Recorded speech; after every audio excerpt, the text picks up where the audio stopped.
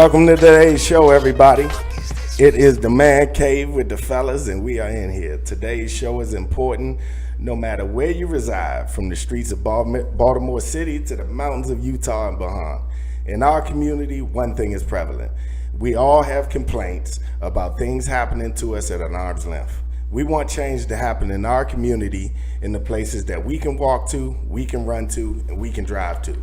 Yet the only political race that we seem to emphasize is for an office in Washington, D.C., 1,500 miles away, about 20 pay grades above our own. The shortest way to make progress and get somewhere is a straight line. And when we draw a straightest line possible to invoke change, you'll see, as I have, it points to city council, city manager, district seats, mayor races, school board commission, just to name a few. When was the last time you took a part in one of those elections? Just a question for the mirror. You don't owe me anything. So, with that said, I bring to you a woman that is doing it, that is making a difference, committed to change, committed to community, and dedicated to progress, Miss Angela Luckey, y'all. Go ahead, cue that up. We're gonna take a listen to your commercial, Miss Luckey, before we get started. Dedicated to progress, but I need your vote to get elected as mayor.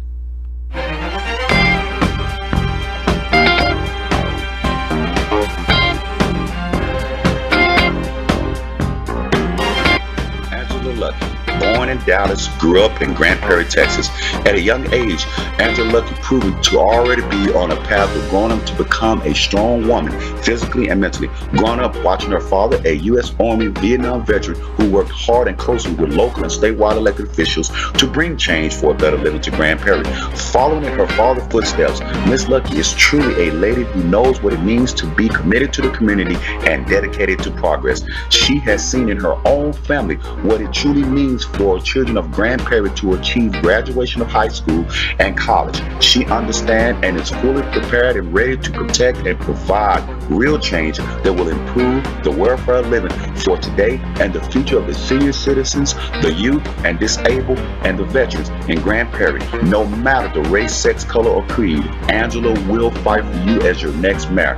Without a doubt, Angela Luckey is the best candidate for mayor. She has a strong and proven track record in working with local elected officials, statewide, and across the United States on both sides of the party to meet on a common ground about what can help the citizens of Grand Prairie, Texas. Angela Luckey is represented by many different nationalities, and it is said in many different languages. Come out and vote for Angela Luckey. Yes. Well, all right. Yes. All right. Hey, that's an awesome one. It was a lot of information in that promo spot. There was a lot of different things that we could talk about. But the first thing I want to ask you, Miss Luckey, is where did you grow up at? Well, I'm from Grand Prairie. I grew up in Grand Prairie. I was born in Dallas, but I was raised in Grand Prairie.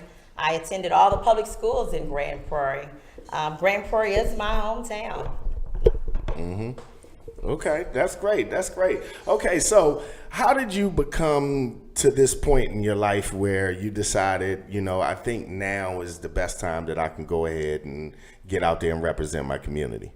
Well, it all started in high school. I've been a advocate, and not only have I been an advocate, but I've been an activist since high school. I graduated from South Grand Prairie, but at South Grand Prairie we had the Confederate flag, and I was a part of that group. After graduating from high school, came back, and I was a part of the group with the NAACP that we protest. We felt like having a Confederate flag where football players run out on the football field. We felt like that was unacceptable here in Texas.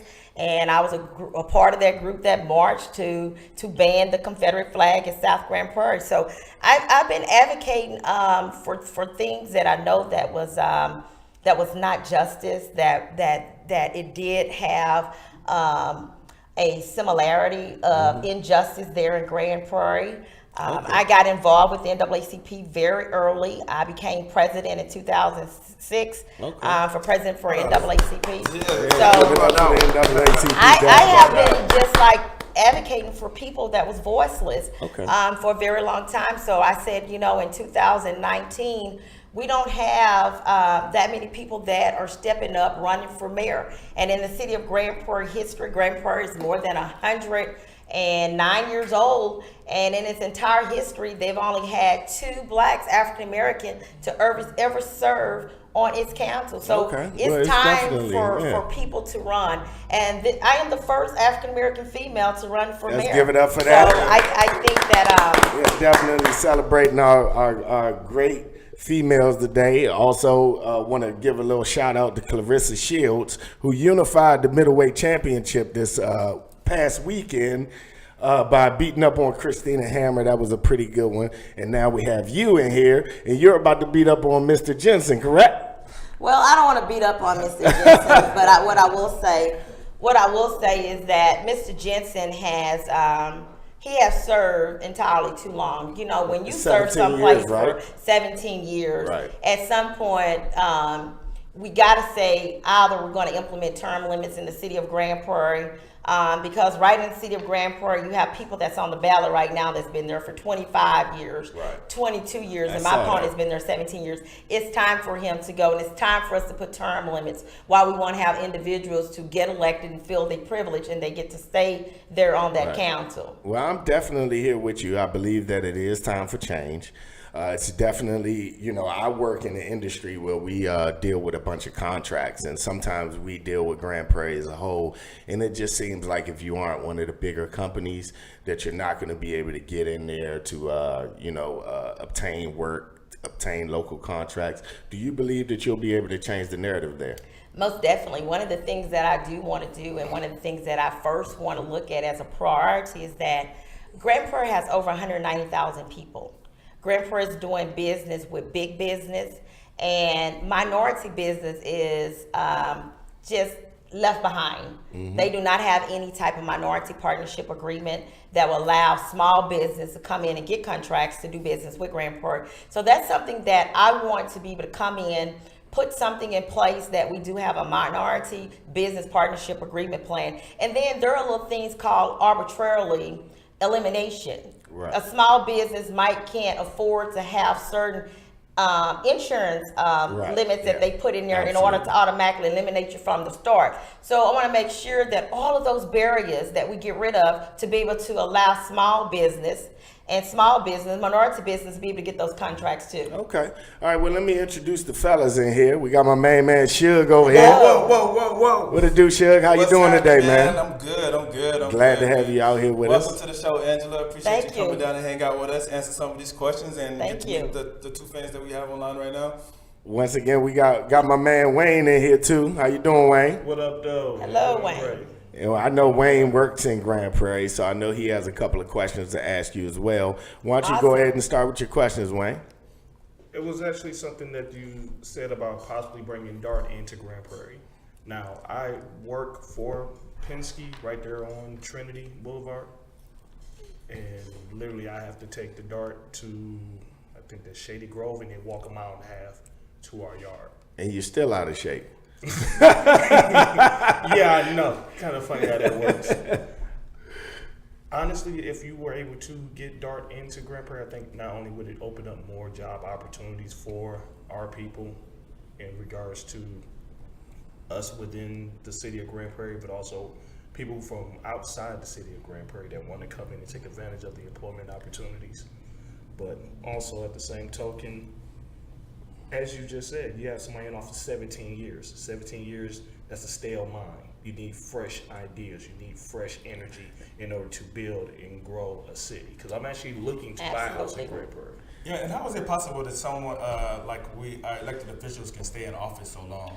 Well, Grand Prairie does not have term limits. And to your question, I am a big supporter of bringing some form of transportation to Grand Prairie. Back in the 80s, the same council, my opponent, back in the 80s, they opt out of having public transportation because one of the reasons that they said they didn't want public transportation is that it would bring the crime would go up in Grand Prairie.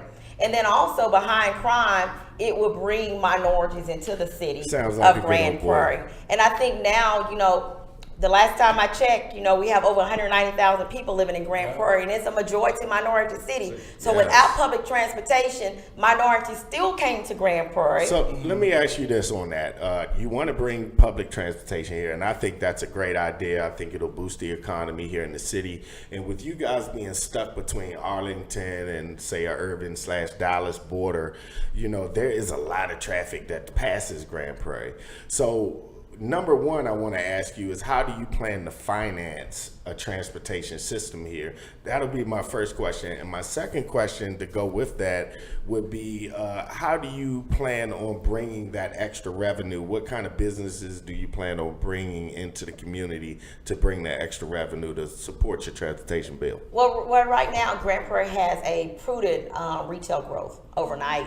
Retail just went up overnight in Grand Prairie. As you can see, there's a lot of retail stores in Grand Prairie. We have 2 Walmarts that are now here in Grand Prairie. And I'm hoping that if I do get elected, some of the bigger companies that I'm looking at, I would like to look at Apple, being able to bring companies in that can be able to put people to work, that be able to pay them a nice salary to where you don't have to leave out of Grand Prairie in order to be able to go to work, to just be able to be competitive with salary. So looking at those companies that's driven, that make people leave Grand Prairie every morning to go to work, bringing those companies to Grand Prairie in order to be able to hire individuals. And also with minimum wage. Minimum wage is low, so doing partnerships with places like Targets, Walmarts, to make sure to see if we can partner with them to where they can raise the minimum wage standard to a higher standard. That way people that are working for retail like Ross or Targets, that they would pay them more than minimum wage. Okay. So making sure that, while we're growing the economy at the same time, that the different employers that we are bringing to Grand Prairie, that they do pay competitive salaries in Grand Prairie. Okay. Well, one of the reasons I really wanted to do this show is because I really want to get at something that I think is stifling the Black community when it comes to us getting ahead. And not only getting ahead, but just kind of, getting even out here. A lot of us, we are not, like I said in my monologue to begin, we don't participate in these local elections. Half of it is because a lot of us don't even know. That's half of it. A lot of us don't know that March 4th, all throughout Texas, you have an election day. April 22nd through April 30th is your early voting time. We got to get out here. We have to support Miss Luckey. We have a woman running for, I think, city council seat in Dallas, and she's a cashier at Walmart. Who better to affect change than just some regular people just like you, just like I? We need to get people who are not billionaires and millionaires in this office so we can start to get small business contracts and things like that. And this is why I want to push Miss Luckey on you guys like this. I'm pulling for you. I'm going to do everything I can to make sure I keep on social media. I keep letting people know that we have an election coming May 4th. This is way more important than any kind of presidential campaign you can think about. Yeah, because I think that, a lot of times when, just to pick on your point, when we think about voting, we think about voting for a president, but change actually starts in the community. Thank you. One of the ways that Thank you. Is voting for mayors and judges and things like that. So, Ms. Angela, what would you do what would you say to the people that's out there watching right now to influence them to get out to the polls and vote? And vote for you. Well, growing up as a child, we always heard we're going to vote in the presidential election. Right. But rarely do we ever hear people talk about local election in our households. Right. And I think that's where the disconnect in the Black communities and the Black families is that coming up, you always heard presidential election. Mm-hmm. We can tell you pretty much who all the presidents of the United States were, but can we tell you who are all the mayors that served in your particular city? Probably not. What we do know that in Grand Prairie, we can win this election if everyone that votes in the presidential election comes out and vote for me. I can get elected in Grand Prairie. Because when Mayor Jensen, when he did have an opponent, he only won with a little over 2,700 votes. Right. You guys, we have over 190,000 people. If you're telling me that you can win with 2,700 votes, then I need everyone to share this right here, because I need you to come out. I need you to find your voice, and I need you to vote me into office. office in Grand Prairie. That's where change begins. Yes, you're change right. begins is when we vote. You're right. They've already counted us out. They say we don't vote. So this is a time to be counted in. And by be counted in, we got to get out and we got to vote. Okay. That's right. Okay, well, I understand that you're retired military, correct?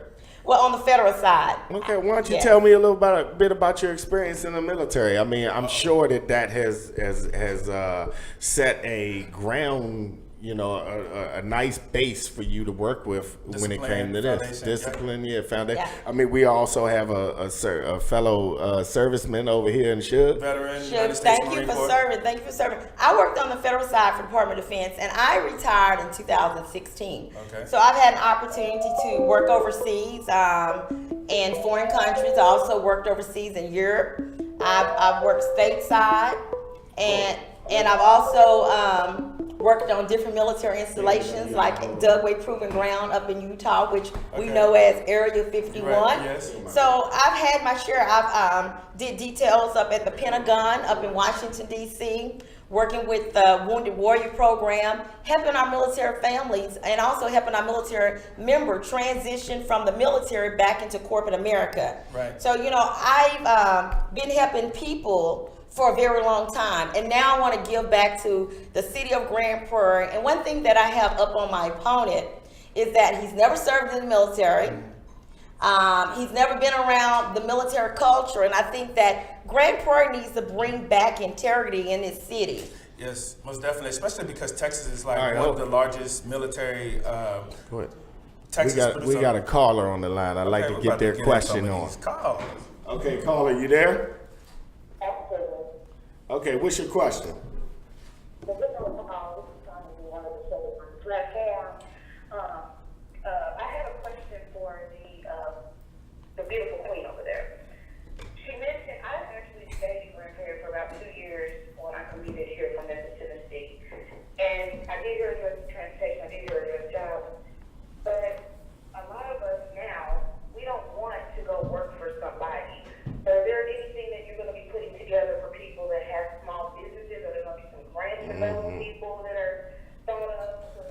Because we don't want to clock anymore. We've been doing it too long, and we're underpaid now. Girl, she been talking about that for 4 days. I'm gonna go ahead and Yes. let her answer you though. What's your name again, sweetheart? Shawnee, Thank you so much for calling, Shawnee. I'm gonna let her answer. I hope Shawnee, you yes, that's a good question. HUD, the United States HUD Department, they give the city of Grand Prairie, you guys, thousands of dollars through our community development block grant. But what I'm finding is that people that have nonprofit organizations, especially minority nonprofit organizations in Grand Prairie, does not benefit from the federal dollars through the community development block grant funding that is in the city of Grand Prairie. And when I get elected, I'm going to come in and I'm going to take a look at the fairness and making sure that a lot of the nonprofit organizations, that they are aware. This is grant application time. Get your grant application in through the city of Grand Prairie.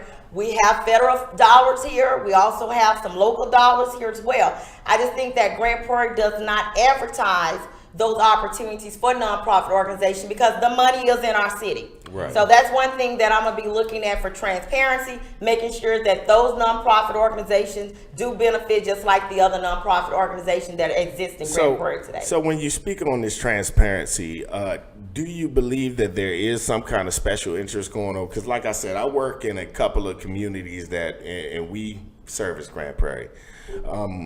And it's a lot of stuff we just can't do.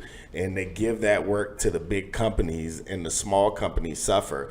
I personally, and me and you spoke briefly about it, I personally think that you guys could drive about $10 million more into Grand Prairie by opening up the dump. I'm just being honest. Coming down Loop 12 and down 30, you guys are at a central location. Ferris is closing. They have a dump there that's closing. Louisville is getting filled up. If we can take a look at the Grand Prairie dump and see how much life it has on it, you may be able to bring 10, 20 extra $1 million into the city a year. Yeah, when you take a look at the landfill in Grand Prairie, it sits on around about 178 acres of land. And in 30 years, they're going to be full to its capacity, just there at its landfill. And I don't think that I don't even think they have a plan right now what do they plan to do when they're at their full capacity in 30 years? Right. But most definitely, when you're looking at revenue, and even if you open it up for a day, once a month, you can still drive some type of revenue in there. But in 30 years, that landfill will be full to It's a long capacity. time, though. 30 years is a long time. We can make a lot of money in 30 years. Okay. All right. Well, listen. I've been doing a lot of research on you. So, I know for a fact that you talk about championing the felons a lot. You talk about, people getting out of jail, they've served their time, and they come to the community, they can't get around. That's what the public transportation is for. You want to build a transitional home, correct? You want to tell us a little bit about that? Yes, in Grand Prairie, we have no shelters for the homeless. We have no transitional homes for people that lose their job or become unemployed, or maybe a medical situation happened that caused you to be homeless. But we have no programs that will house people that are homeless. And that's something that I think, as large as our city is, Grand Prairie is a filthy rich city. And we do need to put a transitional housing program that will house people that find themselves homeless there. And it'll be a one-stop center. That means that we'll have people there helping them with resumes, and we'll bring employers there that have made agreements that we're going to hire some of these individuals that are homeless there, and then we will address the transportation in order to get that family back up on their feet. We need that in Grand Prairie, and in order to bring that to Grand Prairie, you got to elect the people that's passionate about programs like that, people that are concerned about quality life issues that hit families in Grand Prairie, and that's me. People like Angela Luckey, That right? is correct. That's me. Yes. I agree. So in regards to that, like, how important is it for the mayor to be visible to the city? Because like you said, like Ron Jensen, I don't think there's not one person who's shopping at that kid that can actually point him out. That's not true. That's not true. He has a mayor bike ride session with the community. He also does a mayor mentor program for children and things like that. Even though that doesn't matter, I think Miss Luckey can do the same things. Well, with the Big Brother, Big Sister mentoring program, it's something that now he's looking for volunteers, something that he's trying to create. Right. But with Big Brothers, Big Sisters, something that I did when I was in college. Okay. Mentoring students. I think that you've been there 17 years and you're telling me now you're trying to mentor some kids. You should have did that when you came to work on your first day at work. I just think that a lot of these things are put into place because it's election season. Now, will these things that he's talking about, the Big Brother, Big Sister, or the mentoring program, will he really do those on down the road? Because if I get elected, that's something that I do want to continue to do, is have mentoring programs. But also take a look at having programs like teen court. We need to have pipeline programs instead of having pipeline to jail for our juveniles. Right, Need to have pipeline to college or pipeline to trade schools for the kids that's in Grand Prairie. And that's something that my opponent has not done in his 17 years. Okay. All right. Well, let's talk about nationally. Let me ask you a question. Do we do ourselves a disservice as brown and black people? Do we do ourselves a disservice by just strictly going Democrat no matter what? Is there something we should look at here as a people and look in the mirror at ourselves? And I, because I read a lot of the Republican stuff too. Like I read what their points are and I read what Democrats' points is. A lot of that stuff I agree with sometimes, on a just grand scale basis, then it's something that don't. Do we do ourselves a disservice by just voting Democrat? Well, let me say this. I can honestly say that the person that is in charge of this country right now, I do not align with his belief system. Oh, yeah, I don't think any of us do not agree with do. the things that he is doing in this country. Now, when you take a look at the Dallas District Attorney, John Crusoe, is a great example to where he ran on a Republican ticket once, and then he ran recently on a Democrat ticket. He's a Democrat. So when you take a look at the correlation to find out who is better in that job, I think that it all comes down with taking a look at people's experience and what people are actually doing and so forth. But I just cannot agree with the person in charge of this country. I think that with the current person that's in charge, I think that it has brought out more hate in our country. Most definitely. I think that people have become more arrogant to use the N-word. Yes. Just me having my name on the ballot, I have text messages that come into me where I'm actually being called the N-word, but it's being spelled out.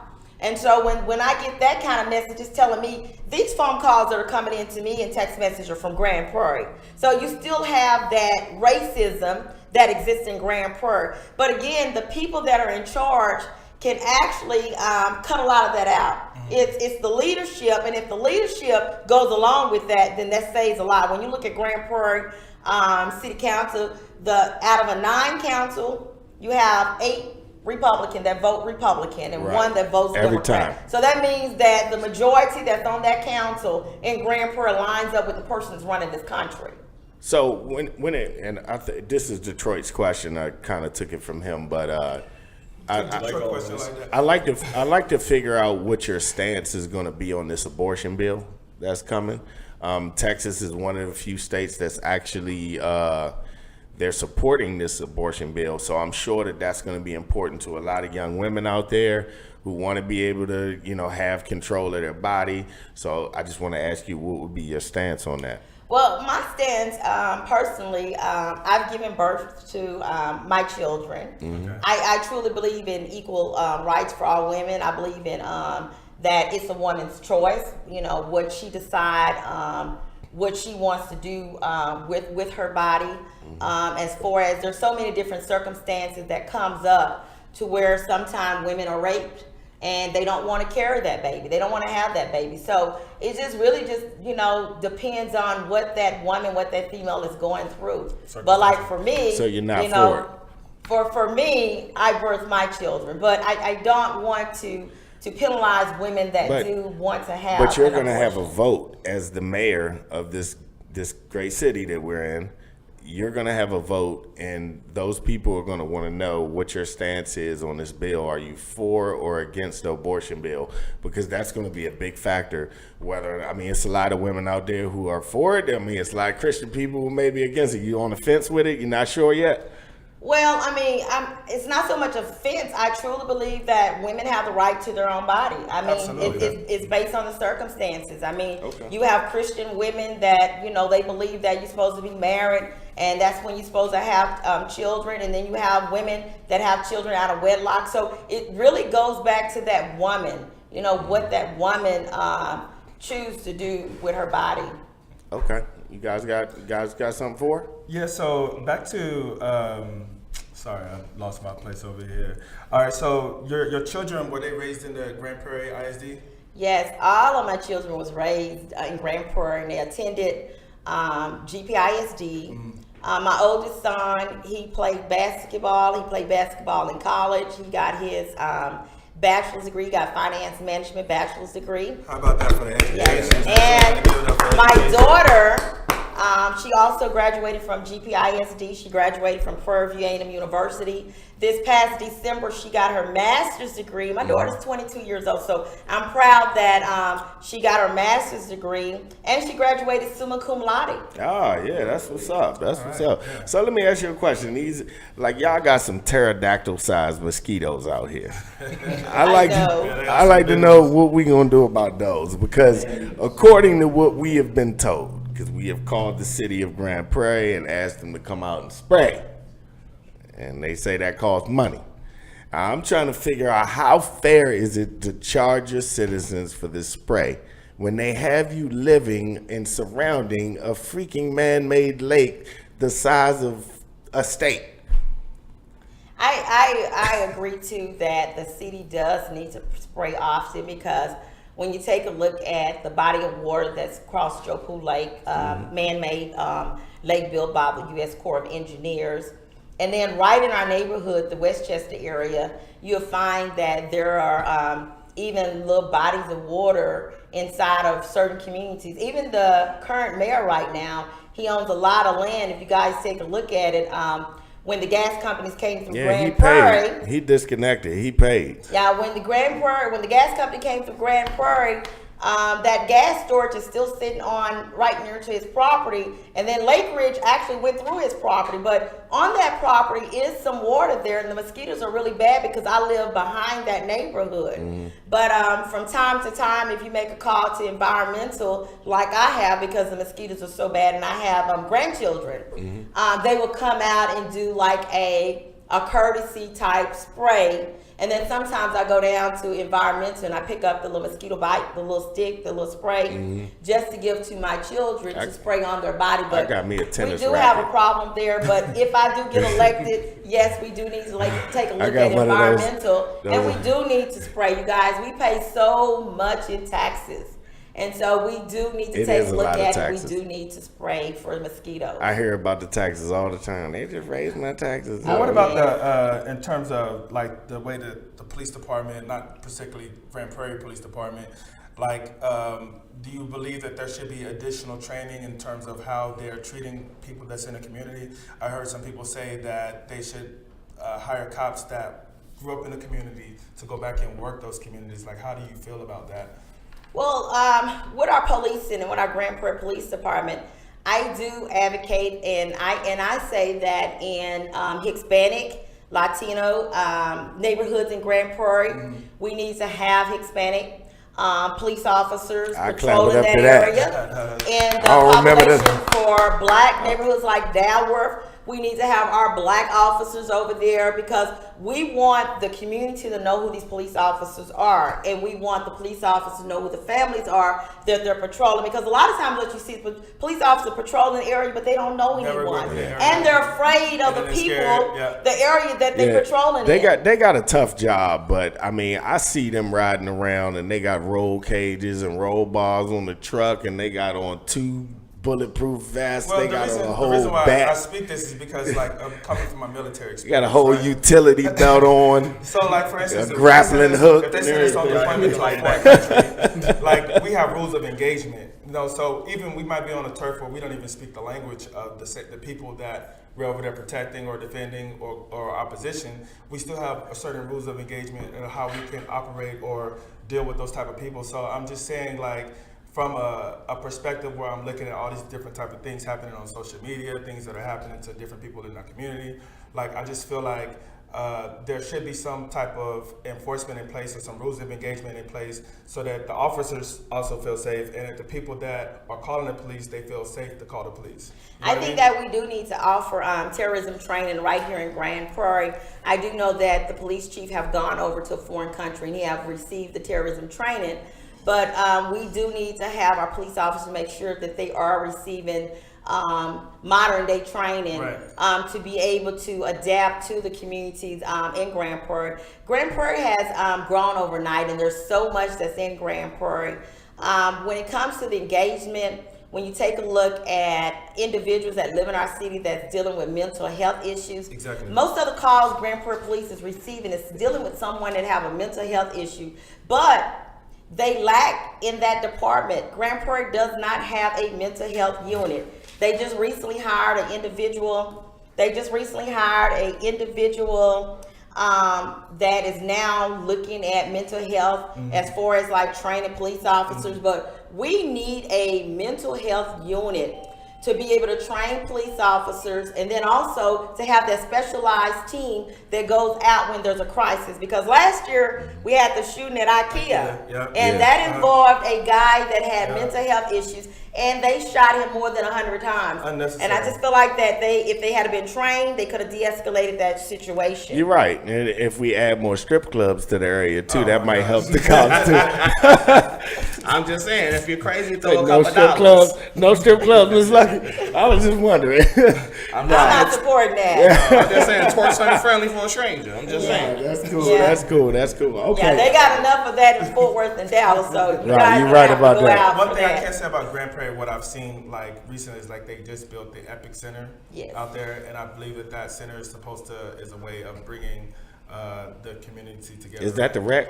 Well, the Epic it comes under Park and Recreation, but that's the big it can't spot. bring families together when you take a look at how much it costs just to have a family membership. Oh my goodness! Again, when you put these facilities in the community, you got to keep in mind that everybody don't make that high salary. Yes. So the Epic, in my opinion, is for families that can afford to go there. Because when you take a look at a family membership, which I do have a membership, when you look at the family membership, people just cannot afford to go get a family membership. Yeah, I know. So it's not designed for everybody in Grand Prairie Yeah. to be able to come and utilize. It's only designed for people that's living in that higher up income bracket. And that's something that I want to take a look at. We need to have some scholarships. Definitely. We need to have some scholarships to offset the price to be able to allow Grand Prairie people to be able to go to that fine Epic Center. Yeah, it is nice, and I'm surprised that they don't have something that Grand Prairie residents would get a discount or something like that. But it's a very nice center. I have been over there. So let me ask you a question. I was getting into a little bit earlier about your work with the federal government, right? And I asked you how did that prepared you for your race right now that you're running as mayor.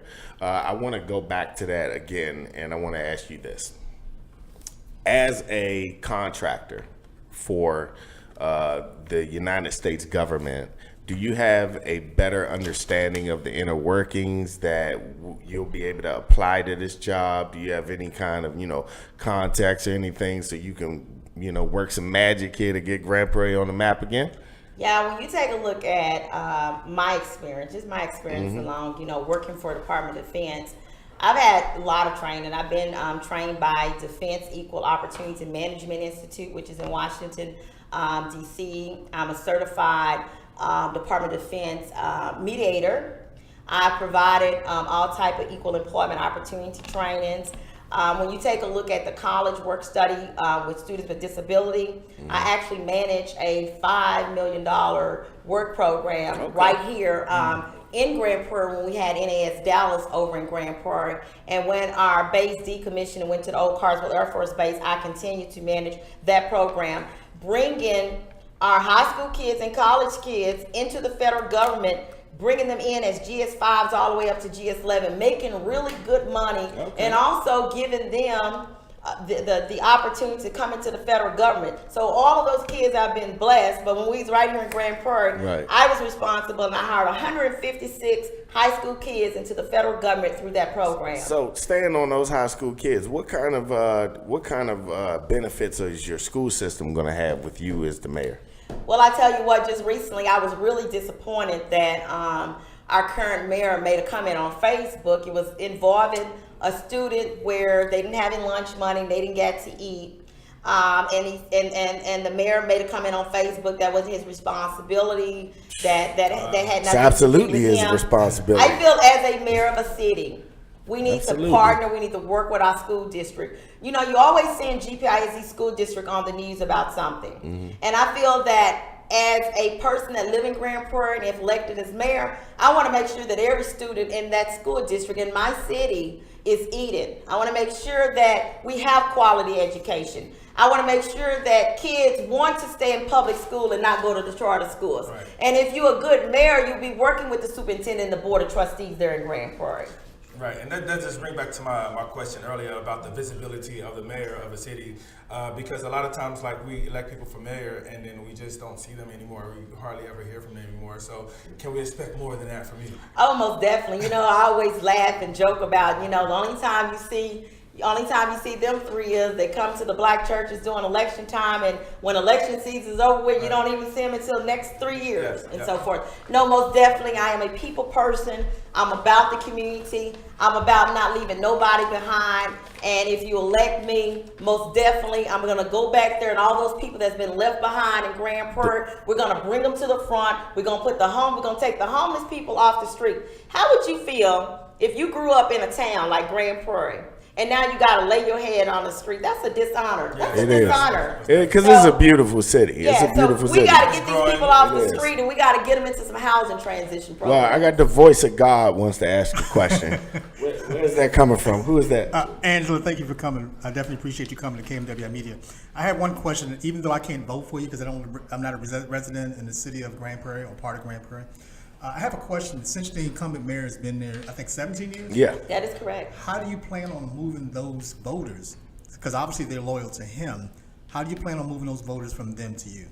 Well, he won with 2,700 votes, and I did run a at-large position for school board some years ago, and I lost by a small margin, but I did 45 votes. I did get over 1,400 votes, so I feel that I already have a voting base there. Yeah. And if everybody get out and show up in early voting, which is April the 22nd through the 30th, and come out on Election Day, May 4th, I can win this election. Yeah, I did my because research. we got She the can. numbers. The She vote, can win. the numbers are in Grand Prairie. can. So we just got to get those people that usually vote in presidential election and tell them, let's help change Grand Prairie. You And got by it. changing Yeah. Grand Prairie, we got to come out to the polls and we got to vote. Yes, and most definitely, because there's been a influx in people moving in from, like, I came in from California for a second, but there's the Latino community, the Asian community. Like, is your campaign geared to speaking towards them? Because those are votes right there. that are just Yeah, sitting there. most definitely. I tell you again, when you take a look at Grand Prairie,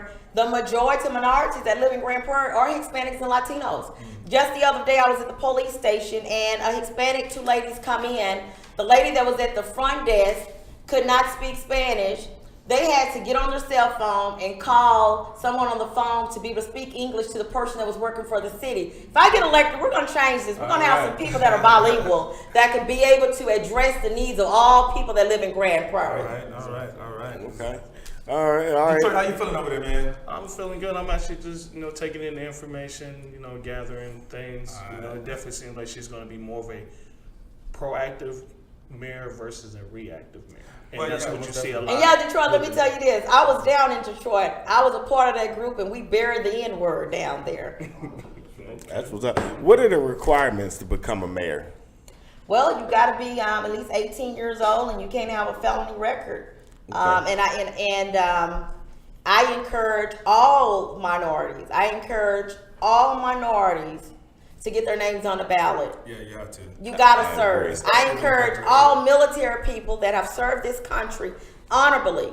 It's time for you to serve in your local municipalities. Get your name on the ballot. Yes. Get out there Yes. and provide service in the communities where you live. And I think one of the things as mayor that would definitely help with that, you have a lot of people who have forgotten what we've learned in school. They forget about the voting cycles. They forget about the election cycles. So a lot of time you talk to some people, you're like, yeah, did you vote? They're like, vote?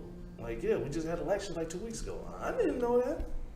You have to refresh Yeah, just people. ignore the signs Right. on the side of the Yes, street. you have to And once refresh it- people those voting cycles so that way they can get involved. The biggest thing I see in our community is not that we don't want to get involved. It's just that We a forget. lot of us just don't know. We don't know Right, about in the it. campaign, Lucky's campaign, we've been out walking. We've been out That's knocking, good. we've been to churches, and we're trying to let the community know, hey, this is a serious election, because this is the election that's gonna determine the redrawing of the redistrict of the lines. It's gonna redraw these lines. So that is the reason why they're trying to stay in office, and that is the reason why we gotta get them out of office. All right, well, let's go down the list and talk about who is running. It's Ron Jensen versus Angela Luckey, who we have here today in studio. That's our choice. Council member District 2 is Donnie D. Great or James Jim Swafford, Mary Dominguez Santini. The council member for District Seat 4 is John Lopez, Joe Tarrant, and Richard. That's a hard one. Frigo. Frigo. There you go. She got it. Frigo. Yeah. That's Well, cool. you know, when you look at those other races, again, Swafford been there for over 25 years. Frigo been there for over 22 years. Okay. Again, it's time for Change. those two councilmen, along with my opponent. It's time for them to go. You've been there long enough. That was my next question. Yes. It's time who were for them you? to go. Who are you supporting? Who are you going to put your support behind? Well, you know, I pretty much know all of them, and I tell you, you know, in the race, that Donnie D. Great is from Grand Prairie. You know, she attended schools here as well. She's out there in the community, providing for resources in the community. I feel strongly if people come out and vote for Donnie Great, I feel that she can actually beat Swafford in this race. And then when we go down to the race with John Lopez. Again, John Lopez, he's a federal employee. John has been about the community for a long time. He's been running for a long time, just not have been getting elected. I think John will serve really well on the city council here in Grand Prairie. Now, just a quick question. Once elected, have you considered maybe going up to UNT or UT Dallas or even SNU to recruit more, not even per se minorities, but just more younger possible candidates in regards to getting involved into the elections?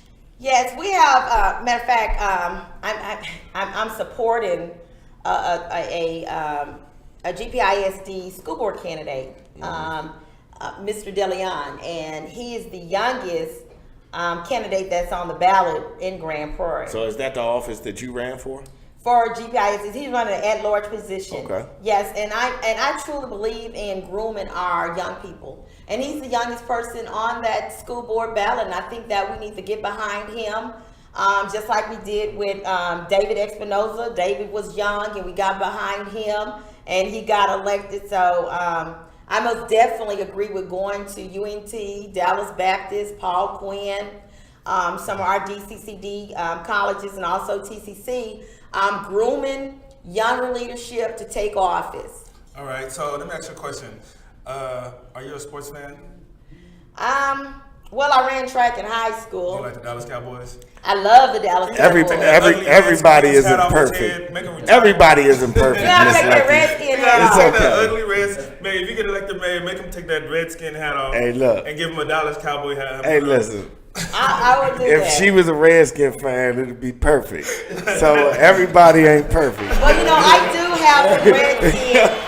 I do have redskin attire in my closet because I'm great friends with the Charlie Taylor, Hall of Fame, which played for the Washington Redskins, and his hometown is Grand Prairie. So I do have a lot of Washington Redskin apparel in my closet. So Grant, I want to talk about Grand Prairie. Listen, we're the fellas. Okay, we have a group of fellas. Man cave. Yeah, this is the man cave right here. But we are actually the fellas, and we put a lot of money in Grand Prairie's pocket because we have big, huge lake parties all the time. Okay, so We know how I want to invite you out there to one. You as well, sir. Y'all come out and eat some good food, but y'all gonna have to leave it open a little later just for us because we do it big. You know what I'm saying? We do it big. Do we not? I was in Hawaii at the time, so I well, I'm you just just trying to always stay want out. to rub it in somebody's face. He always gone somewhere. Let me ask you this. You lived in Germany for 3 years. Why don't you let's tell get us to a that. little Let's bit get to about that? Well, I worked for the Department of the Army. During that particular time, I actually was a military spouse also. Since then, my husband, he's deceased. He died of a heart attack. Sorry to hear that. He died of a heart attack back in 2015. But while I was overseas, I was a federal employee because when I got to Germany, I had a bachelor's degree. So it was easy for me to get a job, and I worked as a sports director at the Youth Service Center, and I also worked for Dodge Sports Schools. director? Which sports was you directing? Let's talk about this. Soccer, we had flag football, soccer, we had cheerleaders. That's what's up. We had basketball, and I think that, my son was 3 years old, and that's how I began to develop his basketball skills, was actually traveling with me on the buses with the basketball players. So when he got back here stateside when he was 7, people was amazed at the YMCA how he could actually handle a ball and dribble a ball. Okay, so what were these German children or was it American children just living on the base there? It was American children, but we Okay. did have some German children that lived on the economy that would come on the base because they had parents that actually worked for the base as well. Right. Just a quick question. Is there particular things that you're taking from that experience over there in Germany, like living in an EU country? I am. I'm taking my entire race from all of my upbringing experience with Department of Defense because when you work around military and you serve in the military, we don't look at color. We just look at one big family. And I think that in the city of Grand Prairie, it's time for us to look at everybody as a family. and treat everybody equal and treat everybody fair. And I think that that's why they lack integrity in the city of Grand Prairie. And that's why I said it's time for a change. It's time to bring new people down there at City Council. All right, real quick. So how can people get a hold of you and look you up? Let's go through that real quick. What we got? Yeah. Okay, well, you guys, I got an Instagram page. Hey, shout out to Instagram. Yes, my Instagram is Lucky for GP Mayor 2000. Hashtag Lucky for GP Mayor 2019. And also, I got a Facebook page. It's at Vote Lucky for GP Mayor. And if you Google that, it'll take you back to my Facebook page. And again, you know, if you want to talk to me, or if you need a ride to the polls, you guys. She giving out rides, so I mean. We're giving out rides to the Detroit, polls, she so you giving have out no rides. excuse not to vote. Oh, Call call this them. number. Call the number. Y'all ready for this? Call this Go ahead number, with the number. 469-644-8209. Start calling that number now, texting that number, Let's and letting go us ahead know and that run you that need a number ride one more to the time. polls. One more time. Run that It's number one more time. 469-644-8209. And that's the number you need to call to get a ride to the poll in Grand Prairie, Texas. So that if you're in the Grand Prairie area and you're listening, you're paying attention, make sure you call that number and she's going to give you a ride to the polls. She's But- not going to check your ballot, right? Make sure you voted before you go to that. No, I'm just happy that you're going to come out Just and vote. come out and yeah, vote, I just man. want That's you the to most vote. important. Remember, people, not just for Grand Prairie. There's also a race going on in Dallas. There's Dallas. also a race going on in Fort Worth, Weatherford. I Irving. believe this might be nationwide. I'm not sure. I don't want to talk to. But Give us the dates. most of your local elections are happening on May 4th. Make sure you get out there and you vote, because we can't effectively change things without you putting people in power that are going to make a difference. I see you guys on Facebook every day. We're complaining about cops. We're complaining about injustices. We're complaining about judges putting people in jail and not treating the other people that way. Well, you guys got to do the same thing when it comes to these elections. We got to get out here. We got to put our choice in office. And that's why we have Miss Lucky in here. That's why we're going to champion your campaign. Thank you, We're going to thank back you. you. And if you guys can't get in touch with Miss Lucky, you can get in touch with the Man Cave on Facebook or Instagram or YouTube. You can inbox me.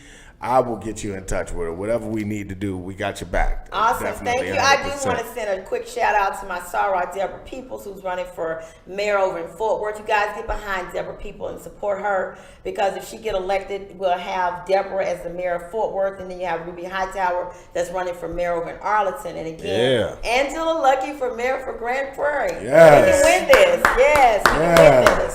Okay, I wanted to ask you a little bit about the, you worked, after you retired, you were telling me, and I gave him the paper so I can't see it right now. You were telling me after you retired, you worked for a certain... Well, I haven't worked since retirement, but I serve on... There you go. I serve as a volunteer, as an executive board member for the Greater Dallas Head Start. And Right. Head Start is your federal funded daycare programs. Matter of fact, when Dallas County bought its first center in 1968, I was the first group of kids to actually go to Head Start in 1968, and now I'm an executive board member And there. I think that's important for people to Yes. know that you're very, education based, and you're about helping the people who can't. And especially really do it children, giving themselves, children an right? early head start. I also serve on the Dallas County Juvenile Youth Service Advisory Board, and that's why I said instead of pipeline to jail, we got a pipeline to trade programs, pipeline to college, and we got to do preventive programs in order to get our kids off the street to help our children in Grand So Prairie. just a quick question. Like, I know the high school I attended in Detroit, you went to your regular high school for 4 hours and then you went to a trade school for 4 hours. Do you guys offer the same type of program here in Grand Prairie? Well, in Grand Prairie, you do have DeBisky, which is a career high school. Okay. And what you mentioned about those trades, they do offer those particular type trade programs like cosmetology, automotive, and they have a medical program now, a dental program. Also, you can do dual college credit hours where students can get a high school diploma and also have their associate's degree when they're graduating from school. We need to Prairie. put barber schools back in these daggone high schools too. One thing in doing my research on a couple of other things, I kind of realized that like this country as a whole, it moved away from the warehouse industry. It moved away from like schools.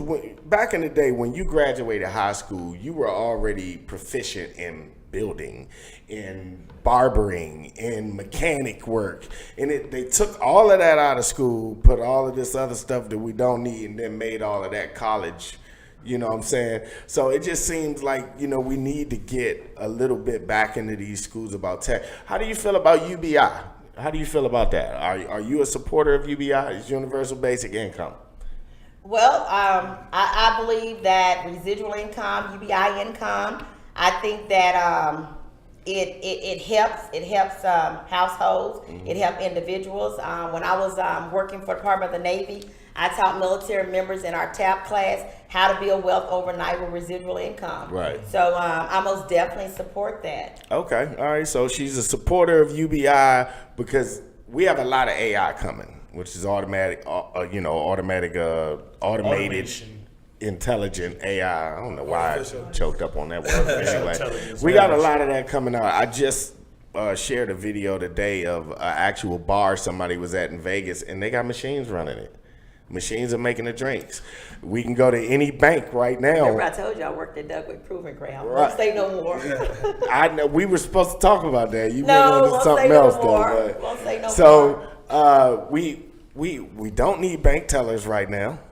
Everybody does it from their phone. I done seen her snapshot a check in the car and like throw it out the window like she don't need it no more. I'm like, you don't need to go deposit that? It's like, nah, really?